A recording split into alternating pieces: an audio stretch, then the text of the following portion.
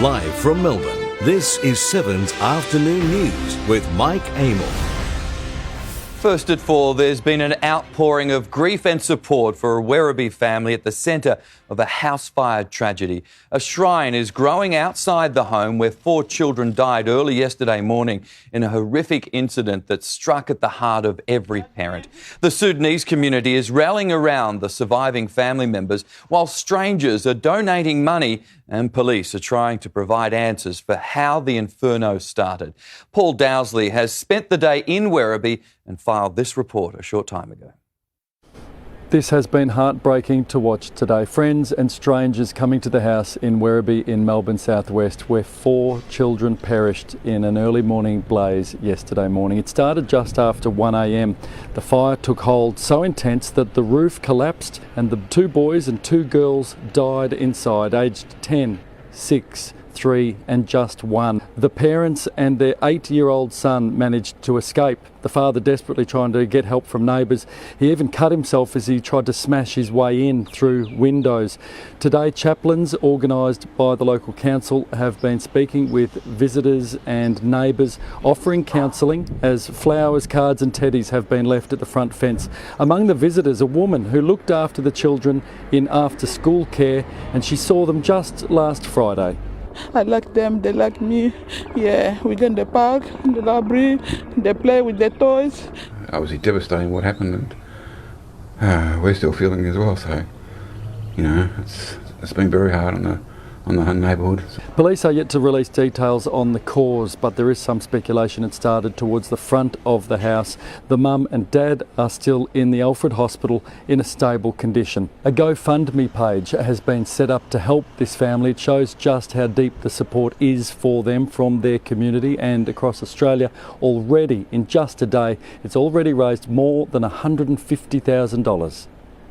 Paul Dowsley reporting there. Actress and singer Toddy Goldsmith has issued a warning to fellow Melburnians after contracting COVID-19. Melina Saris joins us from the newsroom. Mel, she's concerned about the accuracy of rapid testing. Mike, she thought she had a nasty cold and took a rapid test, which came back negative. But when her symptoms worsened the following day, she took a second test, which showed that she was in fact COVID positive. She's now been admitted to the Alfred Hospital, where she's awaiting further test results. The singer and actress is fully vaccinated, but now on top of suffering some pretty serious symptoms, she's also dealing with guilt. I feel like shit. The headache is like I've drunk a bottle of scotch. If you do get any symptoms, I just reckon go and get a proper test done, because the first one came back negative and now I've risked giving it to other people. That upsets me more than being sick, to be honest. Hospital admissions for patients like Totty have fallen, but the number of people needing treatment well after their COVID diagnosis is rising. In the past month, the Alfred Hospital has treated 400 patients who are struggling with ongoing issues. The most common complaints include fatigue, along with breathlessness, muscle and joint pain and brain fog, which affects memory and thinking. As for today's figures, we have 1,029 new cases and 3 people have died. Mike. Thanks, Mel. Qantas has officially resumed overseas flights out of Melbourne after being grounded for 20 months. Passengers took off for Singapore this morning, while the Flying Kangaroo also launched a brand new international route. Blake Johnson has the details from Melbourne Airport. The first international Qantas flight out of Melbourne in 20 months took off this morning, QF35, on its way to Singapore. Only about half full, we heard from families going to visit relatives in Europe and flight captains ready to get back in the sky. My family there and my dad is too sick, so I just want to see him. It's been a long time coming. Yes. How's your roster looking? What have you got coming up? Look, not as busy as it used to be, but basically a flight every week. Qantas Chief Executive Alan Joyce was in town to mark the occasion, although international demand out of Melbourne has been slow to pick up. And we know that demand at the moment is still slightly suppressed on the Singapore route because we haven't opened up to other visa holders yet. Qantas announcing a new service from Melbourne to Delhi, the first time the airline has connected Victoria to the capital of India. It will be a year-round service. Initially, the service will go to Adelaide, but by the time we get to next April, it will be direct in both directions. The Delhi flights start 3 days before Christmas and there'll be a 4 times a week service. This will also assist the international students who have been waiting for the last 2 years to come to Australia. An exciting new destination, but we're opening old ones too slowly, says the boss of Melbourne Airport. This is a global race for airline connectivity, and frankly we are behind. But there's no reason why we can't be opening up to the US, to Europe, to the UK, and many more for that matter. Singapore and New Zealand are the only countries from which overseas tourists can come from. Qantas launches its Melbourne to London flights this weekend. Relief is on the way for businesses battling to find staff, with 200,000 international students and skilled workers allowed to return to Australia. Let's go live to political reporter Rob Scott in Canberra. Rob, when will they start to arrive? From the 1st of December, Mike, which is just next week. Scott Morrison says now that 85% of Australians have received both jabs, the country can move into the final phase of the national reopening plan, which includes allowing fully vaccinated eligible visa holders, including working holidaymakers, refugees and skilled migrants, to return without needing to apply for a travel exemption. But they will still have to comply with the quarantine rules of the state that they fly into. Double-dose travellers from Japan and Korea will also be welcomed back. The return of skilled workers and students to Australia is a major milestone in our pathway back.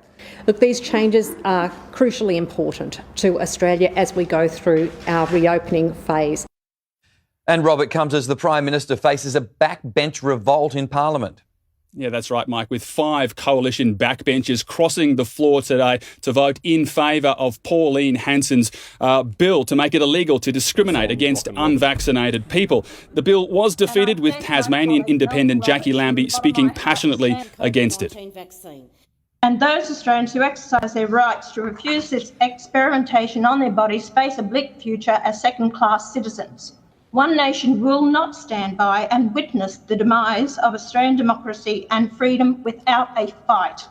This bill says that the freedom of unvaccinated is more important than the freedom of the vaccinated. Here's the thing, being held accountable for your own actions isn't called discrimination. It's called being, you wouldn't believe it, a goddamn bloody adult. So, Mike, the bill may have failed, but the debate will continue to bubble away in the background, threatening to derail the government's legislative agenda before Parliament rises for the Christmas break. Rob Scott in Canberra, thank you. The tennis world remains concerned for the welfare of Chinese player Peng Shuai, despite her telling the head of the IOC she's doing well following a mystery disappearance. A photo of the video call was released, but the Women's Tennis Association says it's not convinced she's safe after accusing a Chinese minister of sexual assault. Tim Lester will have more details later in the bulletin. 20 people have been injured after a speeding SUV ploughed through a packed Christmas parade in the US. Police opened fire as they tried to stop the vehicle. David Woywood has the details. The Waukesha City Christmas parade struck by a senseless act. A large red SUV launching into the crowd, hurtling through hundreds, parading in the festive celebration. The vehicle took out members of a marching band, as well as at least a dozen children. The vehicle struck more than 20 individuals. Some of the individuals were children, and there were some fatalities as a result of this incident. I walked in the parade at the beginning. I saw all the happy children sitting on the curb. I saw all the happy parents behind their children.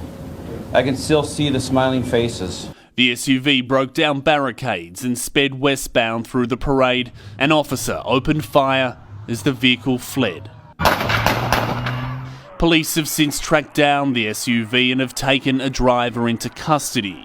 We do have a person of interest in custody at the moment, but this is still a very fluid investigation. It's unknown at this time whether the incident has any nexus to terrorism. Investigators haven't ruled out the possibility more suspects are behind the Christmas parade tragedy. The White House now monitoring the situation as the FBI investigates.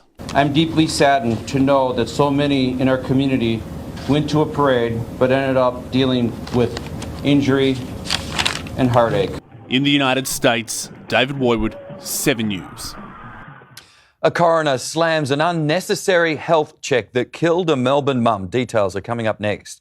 Also, how Victoria is adjusting to life without COVID restrictions.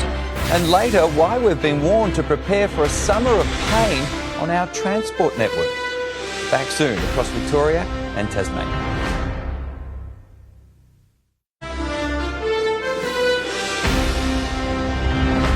Victorians are starting to adjust to life without COVID restrictions as the state edges closer to 90% vaccination. For some insight on how that looks, we're joined by Deakin Uni epidemiologist Catherine Bennett. Catherine, great to see you. There are some changes we have to get used to. Anyone who tests positive must now do their own contact tracing. Should we be putting our faith in this trust policy? Yeah, look, I think people were actually doing quite a bit of that themselves. They'd often be letting people they knew who were potentially at risk if they found they were being infectious when they'd been with them. What this means, though, is that we now have less restrictions associated with being part of an outbreak investigation as well. So hopefully the fact that if you're positive, even your household contacts will only be asked to quarantine or isolate, even if they've become cases themselves, for 7 days instead of the 14 if they're fully vaccinated. Likewise, if someone is a close contact of yours, they might only be asked to test and not to isolate at all. So it's about balancing that information up. There's less impact if you turn positive yourself and also for the people around you. And hopefully that opportunity to let people know so they can do what they need to do to look after themselves and their friends and contacts will mean that testing rates do stay up. But it'll make it easier for everyone if you're just letting people know, people go off and get tested. If everyone's fine, then you just get on with life. Catherine, I think we're all looking at the figures every day with some frustration. We had more than 1,000 new cases again today, but in New South Wales, just 180. So why aren't we trending the same way? Well, we've actually been bumping around a reproductive number of around 1 in both states ever since we eased out of those restrictions. This week it's just below 1 in New South Wales. Last week it was 1, the week before 1.1. This last week in Melbourne, or Victoria, it's 1.1. So what we're seeing is the levelling out that happens when you ease restrictions. And we ease them at higher case numbers in Victoria. So if you do get some local outbreaks associated with the virus that is spread throughout the community in Victoria, then you will see those numbers spike up. So the ratio from 1 day or 1 incubation period to the next isn't different in the two states. It's just having this higher base number of cases means that translates to higher case numbers in the daily figures. So there's a bit more work for us to do here in Victoria to keep downward suppression on infection rates and for the health department to follow up on some of those outbreaks when the numbers do get a bit higher locally. You always put it into perspective for us, Professor Catherine Bennett. Thank you very much for your time. Thanks, Michael. A coroner has ruled a Melbourne mother died after having an unnecessary heart test arranged by her employer. As Cameron Bowe reports, the court heard 3 companies and 2 doctors contributed to the 43-year-old's death. It's been found that a mother of 2 lost her life after profits were put ahead of patients. Family members of Peter Hickey were in court today for the damning findings into her death. In May 2019, she died after an unnecessary heart test, a CT scan organised by her employer, programmed. The 43-year-old suffered a fatal allergic reaction to contrast dye injected into her for the scan. The coroner's court has found that 3 companies and 2 doctors contributed to her death. Her employer and 2 companies which were hired to arrange the fatal test. One doctor whose signature was used to provide the referral despite having never met or treated Peter Hickey, and a radiographer who failed to deliver adrenaline to the mother of 2. The conduct of Priority Care Solutions was found to be misleading and deceptive. The radiographer was found to be an unreliable witness due to his shock. The devastated family of Peter Hickey, including her 2 young children, are still coming to terms with their loss. Right now, Peter should be getting excited with our daughter Maggie as she prepares to start bid school next year. She should be rehearsing lines with our son Max for his upcoming performance in the school musical. Instead, we prepare for those milestones and another Christmas without Peter. Another recommendation is for the Competition and Consumer Watchdog to consider taking action against Priority Care for unconscionable, misleading and/or deceptive conduct. The family of Peter Hickey will take civil action over her death, seeking substantial damages. Sport is coming up after the break as Tim Payne makes his return to cricket. See the pictures next. Also, the new testing regime players are subject to as pre-season officially kicks off in the AFL, and how it all came crashing down for a landmark skyscraper. Stay with us right here on 7. Live from Melbourne, you're watching 7's afternoon news. 20 degrees outside right now. Jane Bunn will be here with the forecast later in the hour. Laura Spurway is here with Sport Now, and Laura, footy clubs are back on the track. They are, Mike. The new COVID normal for the pre-season is underway. Collingwood players and staff were tested upon arrival at the club this morning and had to wait for their results before being allowed in. New coach Craig McRae unable to guarantee Jordan De Goey's future at the club ahead of a court case in New York next month. I think this is a little bit premature to say whether he'll be back here training and the like, but one thing I will say is that just touching base with Geordie regularly to make sure he's okay. And Scott Pendlebury was among a few senior players to return with the youngsters. Will Kelly won the 2-kilometre time trial. And new life has begun for Adam Cerra as the Blues also hit the track today. Coach Michael Voss looking for a replacement for Liam Jones, who retired after his refusal of the vaccine. We're certainly happy to explore Mitch McGovern going back. So I've had those conversations with him already, and he's been super keen to maybe take on a challenge like that. The full squad aren't due back until December 6.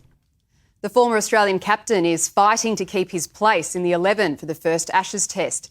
Tim Payne returned from neck surgery for Tasmania's second 11 in a 4-day game against South Australia in Hobart today. His glove work looked sharp and Payne took 6 catches as SA were all out for 165. No, I think we all know Tim Payne. He's a very determined individual and he's a professional cricketer and he's ready to play cricket. Australian teammates are pushing for Payne's selection as a show of solidarity after his sexting scandal. But a planned media conference was cancelled today, so they didn't have to answer questions about their former captain. Lewis Hamilton is closing in on Formula One Championship leader Max Verstappen. Football's famous faces were out in force at the Qatar Grand Prix, a year out from the World Cup. It was a race to forget for Valtteri Bottas. A tyre puncture caused a light show before he later retired. Verstappen charged from 7th into 2nd. He couldn't reel in Hamilton, who led all the way. Hamilton on top in Qatar. Yeah, it was pretty straightforward. It was pretty lonely at the front. Verstappen's lead is now just 8 points. Manchester United has sacked manager Ole Gunnar Solskjaer after a run of 5 losses in the past 7 games. Assistant Michael Carrick has been named interim manager. Crosstown rivals Manchester City are in a much better place, up to 2nd on the Premier League table after beating Everton 3-0. Rory McIlroy had a shocker in the final round at the World Tour Championships in Dubai. After leading by 1, he finished 5 shots off winner Colin Morikawa and ended up with a ripped shirt in the clubhouse. Meanwhile, Tiger Woods is back hitting golf balls for the first time since his horror car crash in February. The 45-year-old posted a brief video on social media captioned, "Making progress." LeBron James was ejected after a fight erupted against Detroit. The Lakers star tangled with Pistons centre Isaiah Stewart, and then it was on. Stewart and LeBron. Stewart is hot, and everybody's coming out now. Officials and coaching staff tried to hold back Stewart a number of times as blood streamed down his face.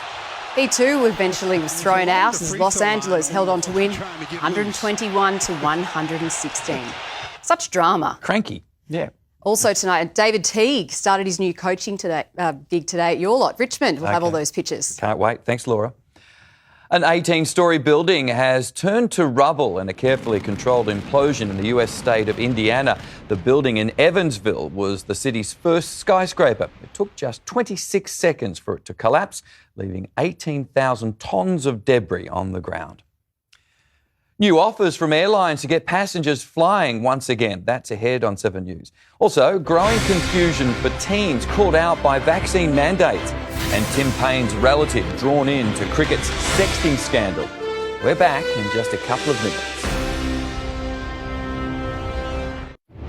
Live from Melbourne, this is 7's Afternoon News with Mike Amor.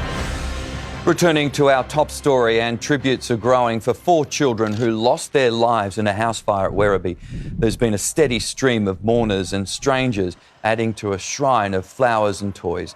The 2 boys and 2 girls have been remembered fondly by members of the Sudanese community, while people who've never met the family have felt compelled to donate to a GoFundMe page that's already raised more than $150,000. The arson squad is still investigating the cause of the fire, while the children's parents and brother recover from minor injuries. Vaccination confusion has forced a basketball club in Melbourne's northeast to send junior players home crying on the weekend. President of the Eltham Wildcats Basketball Club, Greg Jeffers, joins me now. Greg, thank you very much for your time. Community sport was supposed to be exempt from the vaccination rules for kids, so what happened? Thanks, Mike. Thanks for having me. Look, there's a grey area in the OPD at the moment, and it's to do with multi-use facilities. So if a site has other sports or other activities going on within it, then that's where the 12-year-olds have to be double vaccinated. So, look, in the sport of basketball, we use so many facilities. You can't have different rules across different sites. So we've had to go with a blanket rule, and that's left, unfortunately, 12 to 15-year-olds missing out on playing basketball over the weekend. And how upset were they, Greg? We said that they were sent home in tears. I know kids have missed out on a lot of basketball in the past couple of years. Look, indoor sports aren't incredibly hard, but yeah, you had emotional parents, kids missing out.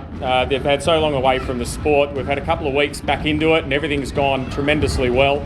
And unfortunately, there is just this grey area at the moment that we're hoping that we can sort through, and that allows all the kids back on the courts ASAP. So what are you hoping for? You're now working to isolate basketball facilities? We are. We're working with our local facilities here in Eltham. We've got some tremendous partners across the different sites, and we're working with them to try and ensure that we are able to have those 12 to 15-year-olds in the courts, vaccinated or unvaccinated, at least for the next few weeks. Give these kids time to give them more time to be able to get vaccinated if they wish to do so. It's a lot to ask of you guys, isn't there? Was enough time put in for organisations like yours to put contingency plans in place when the government announced the vaccine mandates? Look, I think the intentions were good from everyone, to be honest with you. It is unfortunate, the timing, and no matter what day you do it, it's going to be unfortunate for someone. And in this case, announcing on Thursday in time for basketball to resume on Friday night, with the numbers we've got, it did make it incredibly hard. Again, we've received tremendous support from our local members of parliament, from the local council, from the schools and facilities to help us achieve something for this week. But there does need to be something, I guess, a little bit more time provided for these kids to ensure they can get on the courts and allow them to make their own decision. It's great to see the kids behind you having a game or two. Greg Jeffers, appreciate your time. Yeah. Thanks a lot, Mike.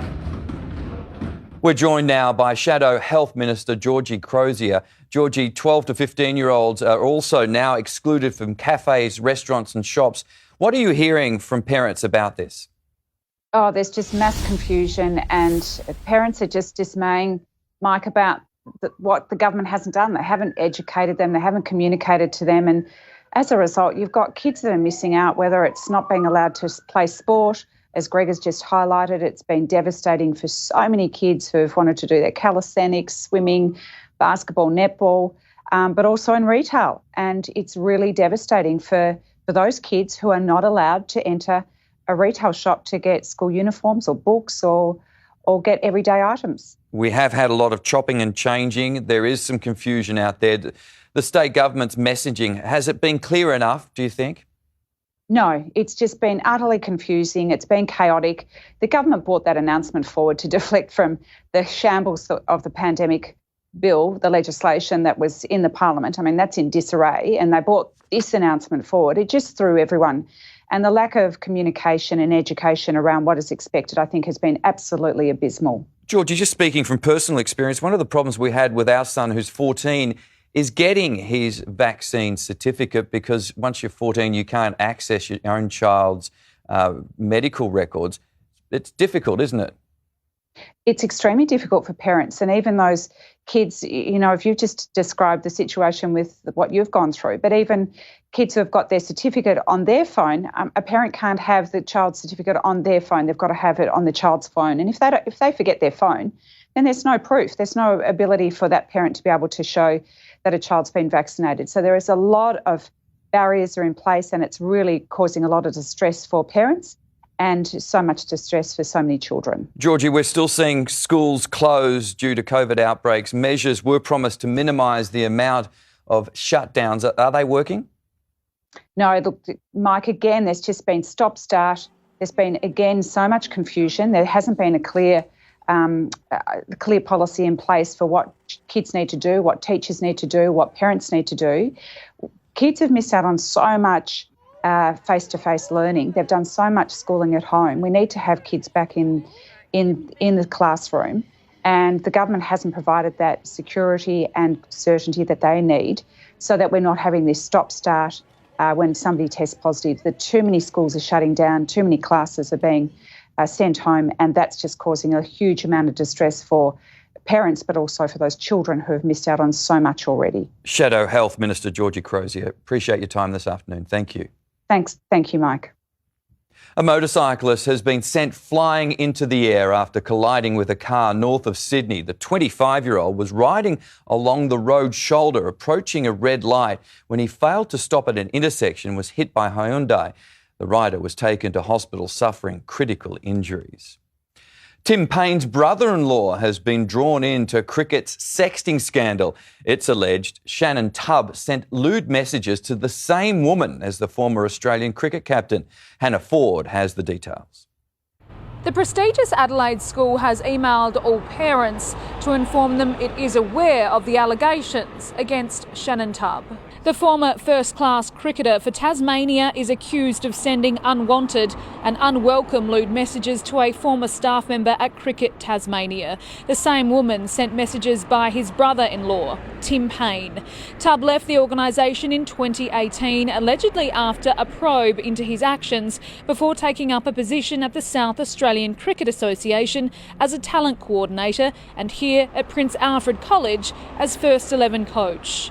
The Sacker says it knew nothing of the allegations against Tubb until yesterday and is taking the matter very seriously, while the school sent out a letter to parents saying it will be reviewing Shannon's position with the college. This has been a great surprise to us. We found out about it yesterday afternoon, the same as everyone else, and it has been quite a shock. Both the school and the Cricket Association say they've had no concerns about Tubb's conduct or behaviour since he's been working for them.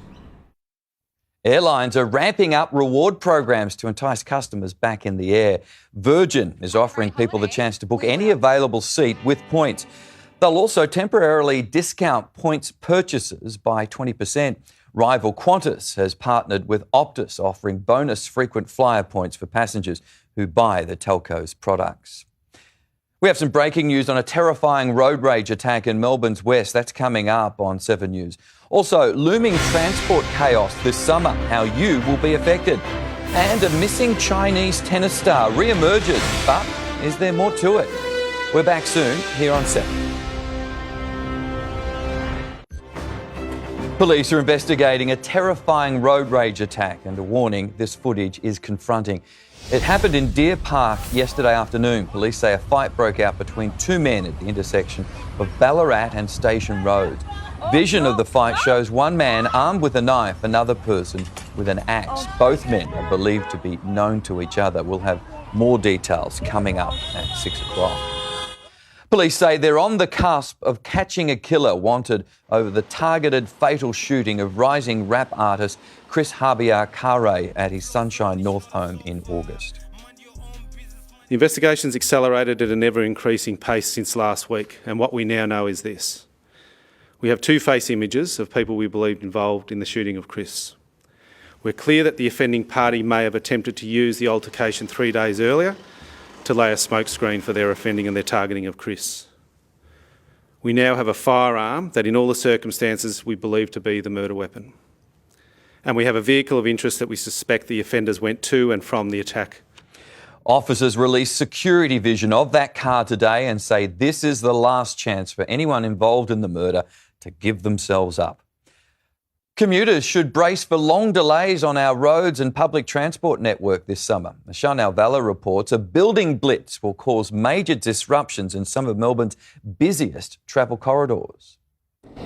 They're calling it the super summer of works, and it will cause frustrations for many commuters. It will all begin on Boxing Day, and it will cause delays across 4 of our major roads, 10 train lines and 7 of our tram routes. We do take advantage of that valuable January summer period where things are a bit quieter and people are moving at a bit of a slower pace. Annual works on the Westgate Bridge will shut down 3 of the 5 outbound lanes. From January 11, commuters on the Westgate Freeway will be hit with widening works, closing city-bound entry and exit ramps, as well as the M80 Princess Freeway ramp, while lane closures and reduced speed limits will be in place on the Monash Freeway between Warragul and Cardinia roads, with wait times of up to an hour. 36 kilometres of extra lanes on the Monash Freeway to provide for that extra capacity for our growing southeastern suburbs. 7 tram lines will also be impacted. Some of that work will include upgrading the Collins and William Street tram stop in the city. And buses will replace trains across 10 lines as 4 level crossings are removed at Hoppers Crossing, Williamstown, Cranbourne and Berwick. The works will continue into February next year, and the state government hopes it will encourage people to use public transport as they make their return to the city. But the state opposition says more needs to be done to encourage people to return to the CBD. They're calling for free public transport now right through to January.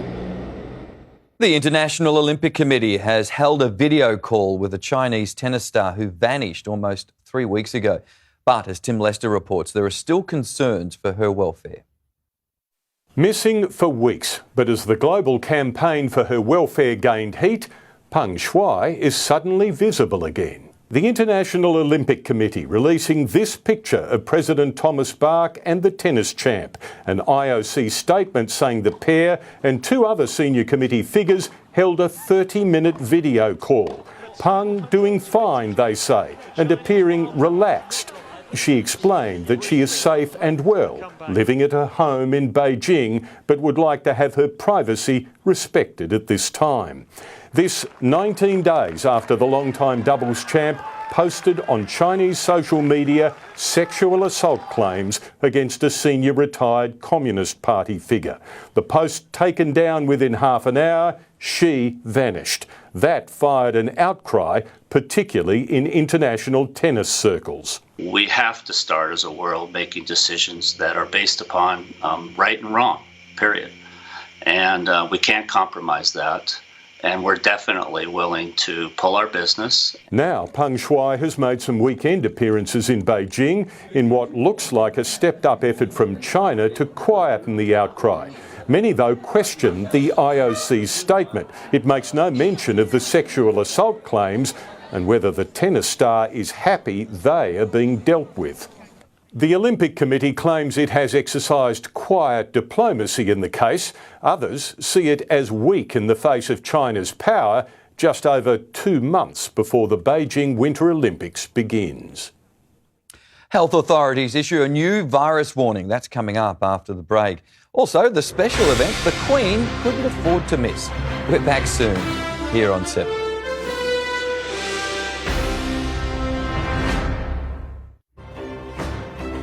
Aussie travellers who haven't had a flu shot in the past 2 years are being urged to get the jab before heading overseas. The Immunisation Coalition has warned of a flu resurgence in Asia and Europe and a major rise of cases in India. It says unvaccinated returning travellers risk bringing diseases back into Australia.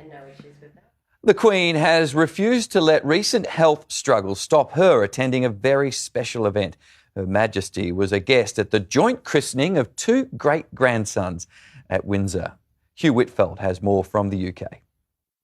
Never before have 2 royal babies been christened at the same service, and the Queen was there to see it happen. And she was seen being driven away from the All Saints Chapel on the Windsor Great Park following the service standing out in lime green. August Brooksbank, the son of Princess Eugenie and Jack Brooksbank, was due to be christened in July, but that was delayed due to the pandemic. So he was baptised today along with his cousin, Lucas Tyndall, the son of Zara and Mike, both boys born earlier this year.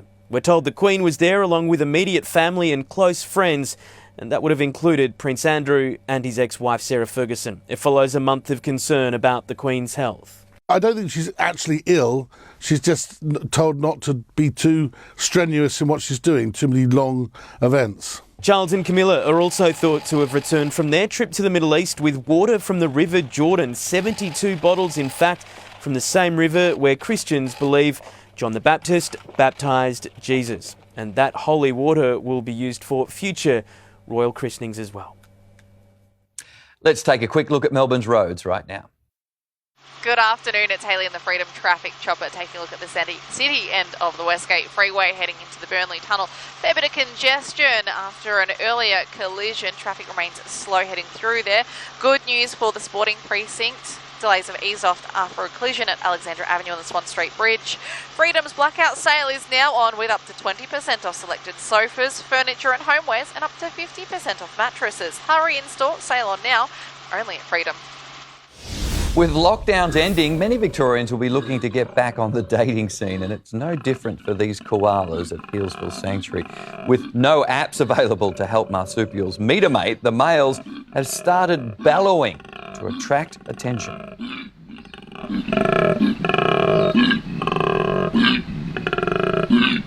Sexy. The sanctuary expects to breed some of its koalas later in the mating season. You're welcome for that, Jane. Time to get an update on the weather, Jane. It's nice to have some pleasant weather. After that, most certainly it is, Mike. Now, it is a lovely reprieve, but our next burst of interesting weather is not far away. The city began the day on 10. It's risen to 21 so far. Bright sunshine with some wispy high cloud. Winds are light, so it is warmer away from the bay. It's currently dropped down to 20 in the city, but it is up on 25 in Yarra Glen, it's 22 in Scoresby and 21 at the airport. Apart from that high cloud crossing Victoria, there's nothing much happening out there today. We're warm inland and mild at the coast. The next wet weather begins in the northwest of the state tomorrow afternoon. High pressure lies to our south, encouraging this pleasant stretch. That moves out to our east tomorrow, letting temperatures rise further. The next major weather system is a low that is crossing South Australia, and it's being fed by moist air from the tropics. Now that all means high humidity and lots of rain for those who are in its path.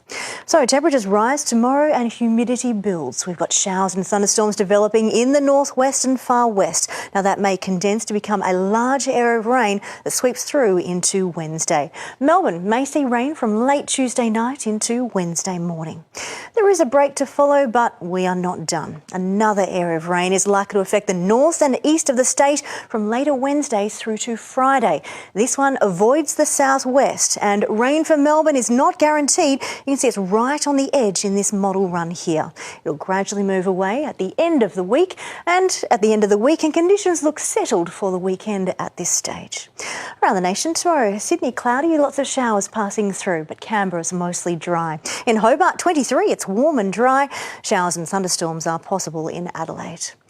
To Victoria, it is dry for much of the state during the day, warmer as our winds turn northerly. Cloud increases, you can see all of that white. Then showers and thunderstorms develop in the northwest and far southwest during the afternoon.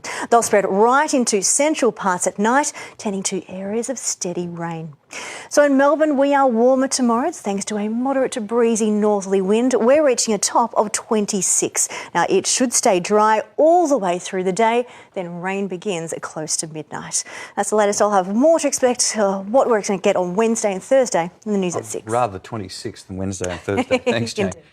Now, let's check in with Peter Mitchell, who's getting ready for 7 News at 6. Thanks, Mike. Coming up at 6, an outpouring of emotion as Melbourne rallies around a Werribee family torn apart in a house fire tragedy. Also ahead, Totty Goldsmith struck down with COVID. The entertainment star is in hospital tonight and has an important warning on rapid testing. Also, international flights finally cleared for takeoff. What travellers need to know before booking an overseas holiday. AFL stars are facing new COVID hurdles. We'll have the very latest on day one of the pre-season. Double trouble for Melbourne motorists with record petrol prices and major roadworks looming. And the remarkable story of a determined daughter's 50-year ordeal to track down the father she never knew. All these stories and more coming up at 6, Mike. See you soon. Thanks, Mitch. And that's all from Melbourne's afternoon news. Thanks for joining us. For now, from the 7 News team, enjoy the rest of your afternoon.